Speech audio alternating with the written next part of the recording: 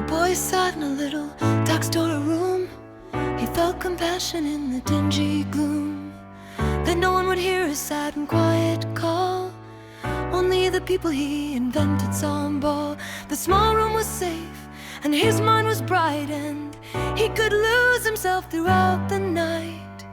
He'd tell stories to pass the afternoon, slaying dragons, arch villains, and traveling to the moon. The boy silently wrote his compositions of gallantry and following missions. The boy was a writer, I guess you could say, spent many an hour practicing every day. He wrote, though no one would read him, his stories filled his soul to his brim.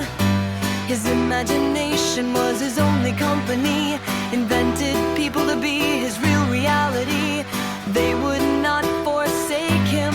Luckily, in some ways, he was like you and me. Mom and Dad argued in the living room, not knowing their son crouched in his private tomb. Voices carried stories about money and infidelity. Dad called her rummy. It was too much to bear, but the boy hunkered. Dad's a two-timer and Mom's a drunkard. His Superman burst through the window pane, swallowed all the yelling and all the pain. Dragons drenched a living room with a flame that burned away the hatred and the shame.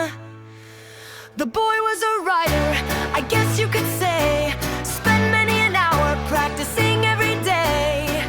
He wrote, though no one would read him, his stories filled his soul to his brim. His imagination was his only company, invented people to